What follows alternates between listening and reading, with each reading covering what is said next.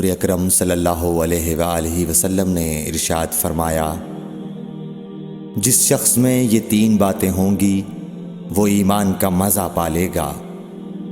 ایک یہ کہ وہ شخص جسے اللہ اور اس کا رسول ان کے ماں سوا سے زیادہ عزیز ہوں، اور دوسرے یہ کہ جو کسی بندے سے محض اللہ ہی کے لیے محبت کرے، اور تیسری بات یہ کہ جسے اللہ نے کفر سے نجات دی ہو، پھر دوبارہ کفر اختیار کرنے کو وہ ایسا برا سمجھے جیسا آگ میں گر جانے کو برا جانتا ہے۔ صحیح بخاری حدیث نمبر 21۔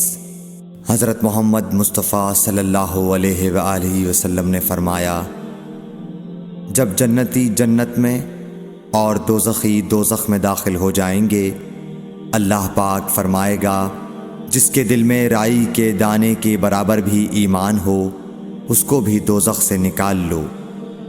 تب ایسے لوگ دوزخ سے نکال لیے جائیں گے اور وہ جل کر کوئلے کی طرح سیاہ ہو چکے ہوں گے، پھر زندگی کی نہر میں یا بارش کے پانی میں ڈالے جائیں گے۔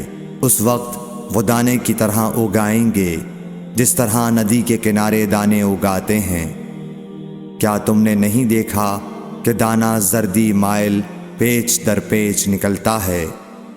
صحیح بخاری حدیث نمبر 22۔ حضور اکرم صلی اللہ علیہ وآلہ وسلم نے فرمایا، میں ایک وقت سو رہا تھا، میں نے خواب میں دیکھا کہ لوگ میرے سامنے پیش کیے جا رہے ہیں اور وہ کرتے پہنے ہوئے ہیں، کسی کا کرتا سینے تک ہے اور کسی کا اس سے نیچا ہے۔ پھر میرے سامنے عمر بن خطاب لائے گئے، ان کے بدن پر جو کرتا تھا اسے وہ گھسیٹ رہے تھے، یعنی ان کا کرتا زمین تک نیچا تھا۔ صحابہ رضی اللہ تعالی عنہ نے پوچھا کہ یا رسول اللہ اس کی کیا تعبیر ہے؟ آپ نے فرمایا کہ اس سے دین مراد ہے۔ صحیح بخاری حدیث نمبر 23۔